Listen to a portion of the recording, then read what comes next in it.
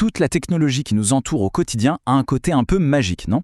Mais en fait, derrière tout ça, il y a un système super simple et même élégant. Et aujourd'hui, on va justement lever le voile là-dessus. Allez, c'est parti, on est tout le temps entouré d'appareils qui semblent agir d'eux-mêmes, comme par enchantement, mais comment ils font au juste? C'est un peu ça le mystère qu'on va essayer de percer ensemble. Prenons un exemple tout bête que tout le monde connaît. La porte automatique d'un supermarché. On s'approche et hop, elle s'ouvre. Toute seule. La question est super simple en fait. Comment elle sait qu'on est là? Et ça ne s'arrête pas là. Prenez un smartphone, on le penche et l'écran pivote comme ça, instantanément. Encore une fois, la même question. Comment il sait ce qu'il doit faire? Cette magie, en réalité, elle est absolument partout. Ok, pour piger le truc, il faut décomposer le mécanisme. On va décortiquer tout ce processus pour voir ce qu'il y a vraiment à l'intérieur. Alors voilà, on arrive au cœur du sujet. En fait, n'importe quel système automatisé suit une boucle toute simple, en 3 étapes. 1. Il doit capter une information dans son environnement. 2. Il doit traiter cette information pour prendre une décision. Et 3. Il doit agir sur le monde. Si on reprend notre porte automatique, elle capte une présence, elle traite l'info en se disant « Ah, quelqu'un arrive » et paf, elle agit en ouvrant la porte. C'est tout. Bon, évidemment, en langage un peu plus technique, chaque étape a un nom bien précis. Ce qu'on a appelé capter, c'est le rôle d'un capteur. Le traitement, ça c'est fait par une interface. Et l'action, elle est exécutée par un actionneur. Voilà, c'est la chaîne de commande de base. Et pour que ce soit encore plus clair, il y a une analogie qui est juste parfaite. C'est le corps humain. Pensez-y. Les capteurs, c'est comme nos sens, nos yeux, nos oreilles. L'interface, c'est notre cerveau, celui qui analyse et qui décide. Et les actionneurs, ce sont nos muscles, qui exécutent l'ordre. C'est aussi simple et intuitif que ça, en fait.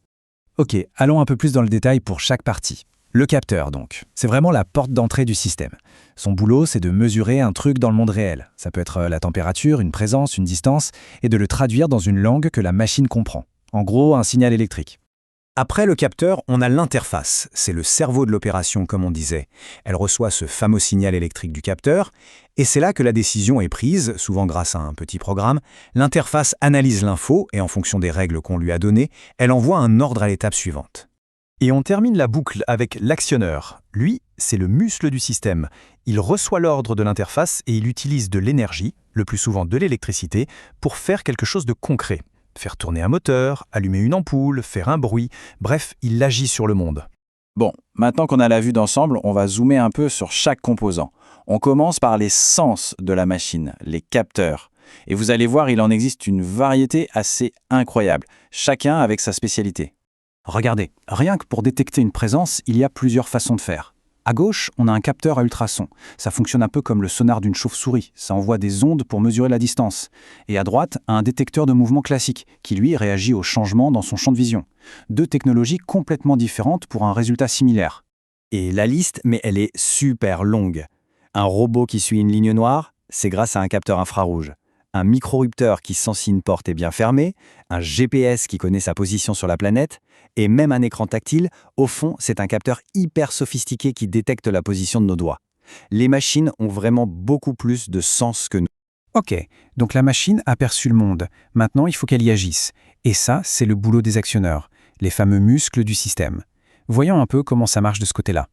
Et là aussi, il y a plein de possibilités. À gauche, on a le grand classique, le moteur électrique. C'est l'actionneur parfait pour créer du mouvement, que ce soit pour faire tourner des roues, ouvrir une porte, peu importe. Et à droite, un truc tout simple, une LED. Son action à elle, c'est pas le mouvement, c'est de transformer l'électricité en lumière. C'est une autre façon d'agir en communiquant une information visuelle. On peut aussi penser au buzzer, par exemple, qui transforme l'électricité en son pour faire une alarme.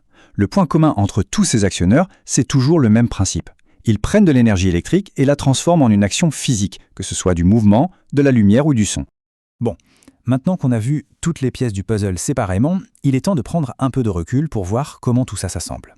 Et on va vite se rendre compte que cette structure en 3 temps, elle est absolument partout autour de nous. Et voilà, ce schéma, c'est l'illustration parfaite du système complet. On voit très bien les capteurs, ici à ultrasons et infrarouge, qui envoient leurs infos à l'interface, la carte électronique au milieu. Elle traite les données et elle donne des ordres aux actionneurs, qui sont les 2 moteurs. La boucle est bouclée, c'est le système en action. Et ce tableau, il montre à quel point ce modèle est universel. Prenez un robinet automatique. Un capteur de présence détecte les mains et l'actionneur ouvre la vanne d'eau. Une barrière de parking, c'est un capteur infrarouge qui commande le moteur du bras. Une manette de jeu, des essuie-glaces automatiques, Tous, sans exception, suivent cette même logique. Capter, traiter, agir. Finalement, la grande idée à retenir, c'est que la magie de la technologie n'est pas si magique que ça. C'est juste un schéma tout simple qui est répété encore et encore. Et l'avantage, c'est qu'une fois qu'on a compris cette structure, on peut la voir, la reconnaître dans quasiment tous les objets qui nous entourent. Du coup, la question change.